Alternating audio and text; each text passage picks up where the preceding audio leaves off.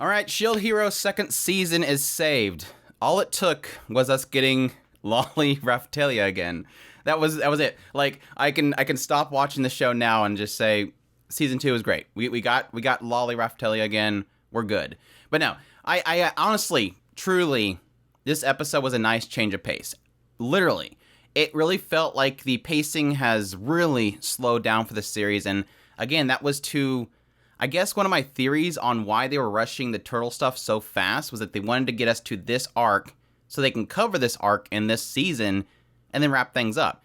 And my hope, again, like I said, is that this segment or this arc, hopefully, is just that. Like, it's going to be paced out really well because they have the right amount of content for this segment of episodes. But we'll have to wait and see. That could be...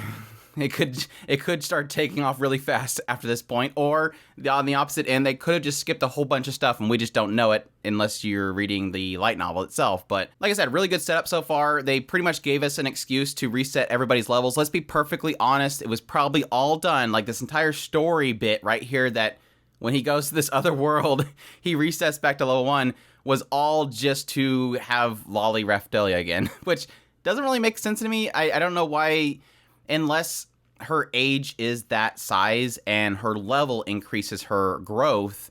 But I don't know, if she went back to level 1, you kind of assume that she may become a baby again or something like that. But again, we're just assuming at this point that she's that age and that she just grown. But and I think that's pretty much what they established in the first season. It's just this idea that she's technically young. It's just that she's grown because of leveling. But yeah, everybody is pretty much reverted back to level 1 after coming to this new world. They're stuck in this infinite labyrinth along with Kizuna Kazayama, who is a sister of Glass. So that was sort of interesting. Now, the thing that this whole reset of level thing brings up is a question mark. Why only Naofumi and his party gets reset? We've had plenty of times where Glass and all them come to, the world that Naofumi is from, and they seem like they're high level. I mean, they're taking on the Shield Hero, so unless maybe they came there and leveled up first and then fought them. I mean, technically, we did see Lark and Terrace, they were walking around killing stuff at some point before they ran into Naofumi, so maybe they were leveling up before they confronted him. We never seen Glass, though, so that could be it. That could be that they just, when they come over, they leveled up before they ran into Naofumi, and they just did a really good job of leveling, so that could be the explanation there. So again, after leveling up for a little bit and running into Kizuna pretty much explains the situation. They're in this infinite labyrinth. It's this place that she was captured by the enemy countries and sent to, and she can't leave it. She says that she tried for several years to figure out how to get out. At some point, she even gave up on life. She was just going to end it, and she decided, you know what, look, I got plenty of time here. I'm not going to let this defeat me, and she continued to do it, even though currently, apparently, she's not trying. But I like how she shows around Naofumi for a little bit, and he immediately finds this one place where she thinks is the best place to get out, and his mindset's of like, oh, I'll just do what I usually do. I'll just blow everything up. Like, if I could just shatter this entire existence in here, it'll somehow teleport me somewhere, right? I'm glad you're right, Naofumi. I'm just going to say I'm glad you're right. If I could just blow up this entire container of this existence in here with this big, huge plant, we'll go somewhere good. It's fine. And I guess it kind of emphasizes on that by the fact that Kizuna's like, what the hell? And she's up here not wanting to go along with Naofumi, and Naofumi's like, come on. And she's like, all right, cool, let's do this. Like, she doesn't get like everybody else. Like, Raphtalia and, I'm not sure why Rishia, but Rishia understand the mindset of Naofumi, but she's not used to this yet, so it took her a while to actually jump to it. But yeah, somehow they end up back in the place where she was summoned to, so they now at least know that they are in the world that Glass and Lark and all them are from, which we assume is where the book hero went. The only problem, of course, that we're kind of end with this entire episode is that we don't know where Fido is. Now, here's a theory that I had, and it's kind of sad. Okay, so Naofumi, Raphtalia, and Rishia, they all ended up in the same place, somehow. But Fido, unfortunately, is the only one that did not end up there.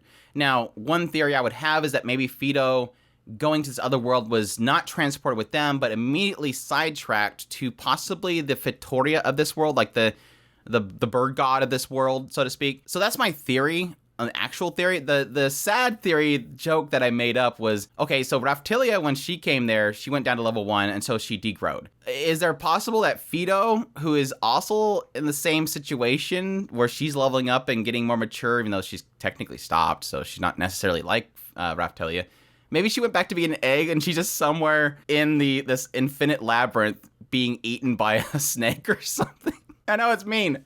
I'm sorry. It's a joke. It's a joke. I don't want anything bad to happen to Fido either. So all that said, Kizuna, I did like her introduction. Even though they play off this tried and true joke of she is the Loli Baba because she's actually 18, and Raphtalia and Naofumi immediately goes, "You're a Loli," and he stops himself, and she's like, "You're going to say Loli Baba." So it's kind of establishing that both Kizuna and Naofumi are from a similar world of Japan, because like we established before, every hero so far seems like they're all from our world but different timelines, but at least it establishes that there's a possibility that there's a similar timeline here between both Kizuna and Naofumi. So I think that was something that they were sort of implying with Glass as well. Like Glass, it feels like she's always... Now, it could be not an actual sister. Glass could be not Kizuna's actual sister, but it seems to be implying that. So that might have been the reason why there was so much familiarity between Glass and Naofumi. It seems like they're really pushing that Glass and Naofumi kind of like each other. I'm not sure exactly why, but that seems to be what the writer wants to really push right now, is that the two of them have a thing. And again, I don't understand why it's there, but obviously that Kizuna is one of the 4 cardinal heroes. Which does imply that we've seen all of them at this point. Lark, Teres, Glass, and Kizuna. That should be the 4 cardinal heroes of this world. Now, the weird thing that creates is that I kind of thought that they implied that the book hero was from that world too. Obviously, he's traveling to multiple worlds in order to build up power, but I sort of remember them saying that the book hero is from their particular world because they were coming to Naofumi's world just to hunt them down. Because Glass and all them were coming to Naofumi's world to hunt down the book hero. But the other weird thing that came up from the conversation between Naofumi and Kizuna is that she implied that she doesn't know what the waves are. He's like, why would they send you to this infinite labyrinth? Don't you fight the waves? And she's like, waves? What are you talking about? Now, the answer to this could be that she was sent to this labyrinth so quickly she never experienced any of the waves, but she should at least see the timer for it. She should at least get the notifications for it. I think they all get the same kind of HUD layout that Naofumi does, so her not even knowing what the waves are doesn't make any sense. If it was the fact that she was sent to the labyrinth, unless she disconnected at that point, she should at least see the notifications for the waves. So it does imply that the world that Glass and all them are from have no waves, which would imply that the only reason the waves exist is in Naofumi's world that he was summoned to, and it is the current world that he's in, Glass's world, that is sending the waves, and it's not the reverse. It's only one-way battles, basically. Of course, the conclusion that Naofumi comes to is that there's a possibility that they are summoned there for a different reason, which, again, could be invasion, where Naofumi and all the other heroes of the world he was summoned to are summoned to protect against the waves. In Glass's world, they are summoned to produce the waves to this other world, which kind of creates this whole idea of this all being some big elaborate game, essentially, that they're being forced to do. The other weird thing, and I don't know if I'm just overthinking it, Kizuna claimed that she is the hunting hero, and shows that her weapon itself can attack, but she can't harm him. Now, I don't know if that means that she can't harm anything. I don't know that that would be really the case, because she did attack this Kappa, but she did use a thread to do that. Maybe the weapon itself can't, or that she's not able to attack other heroes. It just seemed like a very odd thing. I mean, it's a good way to show that he can trust her, but it was just a weird thing. I don't know if it's going to mean anything, but they also kind of implied a lot that a lot of this world is very influenced by Japan. Once again, Kappa,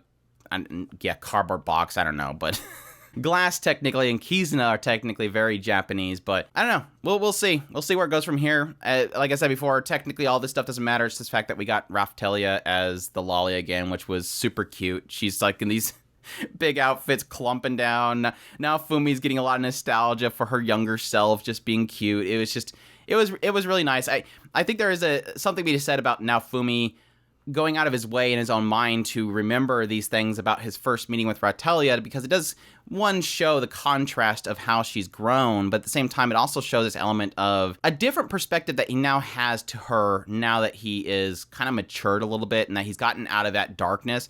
The first time they met, he was caught up in the fact that he was betrayed. He was caught up in the fact that everybody hated him and that he was going to become the villain, and she was just sort of a tool that he was using. Yes, at the same time also helping her. But now he's looking back and it's more like, he's finally gets that feeling of nostalgia for something that he didn't really kind of appreciate. But anyways, like I said, very promising so far. I'm looking forward to where this goes from here. Like I said, hopefully they keep the pacing kind of solid like they currently have it, and we can stop rushing things, and that way I can actually enjoy this show like I want to. So that's my thoughts on episode 7 of Shield Hero second season. Hope you guys enjoyed this video. If you did, hit that like button down below. Share this video if you can. Support us on Patreon or through a tips link in the description below. We definitely appreciate everybody that does. And y'all take care.